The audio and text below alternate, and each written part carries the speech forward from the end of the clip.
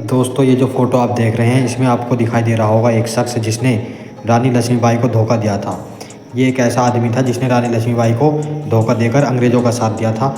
बात करते हैं सन 1857 की, जो अप्रैल के महीने के दौरान की है। झांसी की रानी लक्ष्मीबाई ने के किले के भीतर अपनी सेना का नेतृत्व किया और ब्रिटिश और उनके स्थानीय सहयोगियों द्वारा उसने कई हमलों को नाकाम कर दिया। लेकिन रानी के सेना नायकों में से एक दूल्हे राव ने उन्हें ऐसा धोखा दिया कि किले का एक संरक्षित द्वारा ब्रिटिश सेना के लिए खोल दिए गए। इससे पहले शहर में पोस्टर लगाए गए थे कि जिनमें दावा किया गया था कि ग्वालियर के तत्कालीन शासक सिंधिया ने 1857 के स्वतंत्रता संग्राम के विद्रोह के दौरान झांसी की रानी लक्ष्मीबाई को धोखा दिया था। फिर सन 1967 और 2020 में कांग्रेस पार्टी को धोखा दिया गया था, जिनके द्वारा ऐसा बताया जाता है कि जब इनका नेतृत्व हो रहा था तो ऐसा हुआ कि कुछ पठानों ने किया, जिसके बाद सिंधिया परिवार से कुछ ऐसी बातें निकल कर आ रही हैं कि इन्होंने कांग्रेस को भी धोखा दिया है। सन 1967 से और 2020 तक कांग्रेस पार्टी को भी धोखा दिया है। सिंधिया ऐसे हैं जिन्होंने रानी लक्ष्मीबाई को धोखा तो दिया ही दिया था और इन्होंने कांग्रेस पार्टी को भी धोखा दिया है। इसी कंट्रोवर्सी के दौरान ये बताया जा रहा है कि रानी लक्ष्मीबाई के सेना नायकों में से कुछ ऐसे थे जो उनकी चाल चली गई और झांसी के विश्वासघाती सरदार दूल्हा सिंह को अपने साथ मिला लिया। गद्दार दूल्हा सिंह ने किले के दक्षिणी दरवाज़ा खोल दिया था, जिसके बाद अंग्रेज़ किले में घुसे और कत्लेआम और लूटपाट का पौशाचित नज़ारा दिखाया। अंग्रेज़ी सेना जब किले में दाखिल हुई तो रानी लक्ष्मीबाई ने रणचंडी का रूप ले लिया था।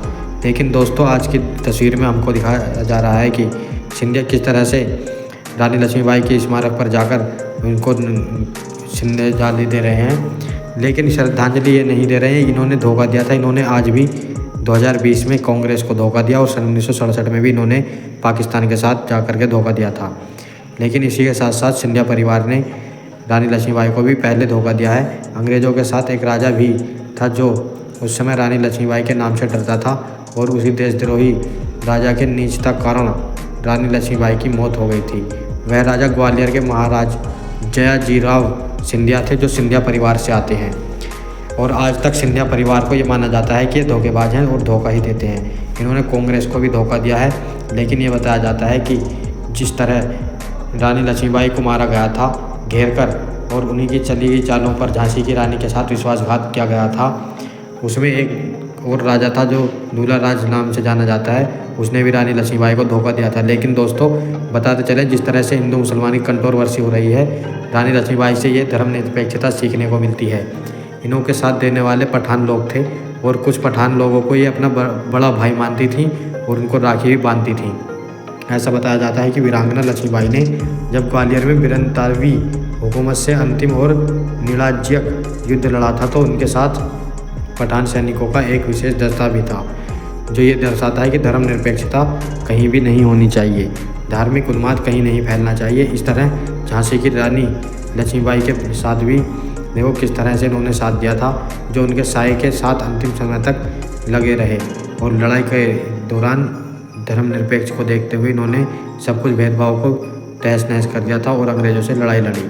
9 गजा रोड पर उन पठानों की शहादतों को बताती मज़ारें आज भी बनी हुई हैं। उनकी सेना में किसी भी प्रकार की भेदभाव के हिंदू और मुसलमान नहीं थे।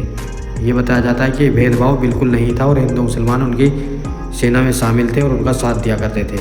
दोस्तों आज की वीडियो में बस इतना ही। मिलते हैं कल अगली वीडियो में। अगर वीडियो में कोई गलती हुई हो तो हमसे कमेंट्स बॉक्स में ज़रूर लिख के बताएं, हम जो कि हम अगली वीडियो में अपनी गलती को सुधार सकें। Thanks for watching. बने रहिए हमारे साथ चैनल RK शॉर्ट इन्फो के साथ।